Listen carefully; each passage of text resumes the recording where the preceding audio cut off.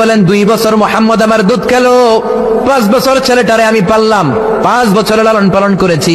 5 বছরের মধ্যে শিশু মোহাম্মদকে আমি কোনোদিন কাঁদতে দেখি নাই। ব্যথা পেলেও মোহাম্মদ কাঁদে না, ক্ষুধা লাগলেও মোহাম্মদ কাঁদে না। শুধু লজ্জাস্থানের জায়গা থেকে কাপড়টা একটু সরে গেলে শিশু মোহাম্মদ কেঁদে দেয়।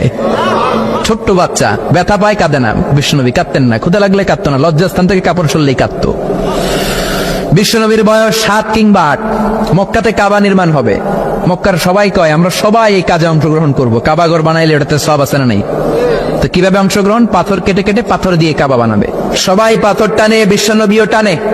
বিশ্বনবীর বয়স 7 কিংবা 8। উনার বয়সের ছেলেরা সবাই পরনের লুঙ্গি খুলে কাঁধের মধ্যে রেখেছে, আর কাঁধের উপরে একটা করে পাথর টানে যাতে ব্যথা না পায়। ছোট্ট বাচ্চারা লুঙ্গি খুলে ফেলে না?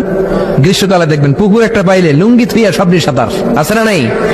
পিড়াইয়া উঠানো যায় না, সবগুলো ডুবায়, চোখগুলো লাল করে ভূতের মতো হয়ে ওঠে। এলাকায় পুকুর টুকুর নাই বোধহয়? আছে আছে আছে। বিশ্বনবী লুঙ্গি খোলে না, সবগুলো সমবয়সের বাচ্চা লুঙ্গি খুলে ভাঁজ করে এখানে রেখে একটা পাথর টানে। আমার নবী 2টা করে টানে। সবাই টানে কয়টা করে?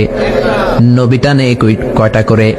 সব বাচ্চারা লুঙ্গি খোলা, বিশ্বনবীর লুঙ্গি পরনে। আবু তালেবের চোখে এটা পড়লো। আবু তালেব বলে, ও ভাতিজা মুহাম্মদ, তোমার বয়সের বাচ্চারা লুঙ্গি খুলে পাথর টানে, সবাই টানে একটা, তুমি টানো 2টা। কেন রে ভাতিজা, তুমিও লুঙ্গি খোলো, লুঙ্গিটা কাঁধে রেখে তারপরে পাথর টানো। বিশ্বনবী বললেন, না চাচা, আমার সমস্যা নাই, আমি লুঙ্গি খুলবো না। চাচা কই খোলো। আমরা অনেক বাচ্চাদেরকে বলি, আর তুই ছোট মানুষ, খোল বেটা, খোল খোল খোল, কিচ্ছু হবে না, বলি না? কখনো এগুলো বলবেন না। ও ছোট্ট হলে ওর একটা প্রেস্টিজ আছে না নাই? ওর একটা আত্মসম্ভ্রম বোধ আছে না নাই?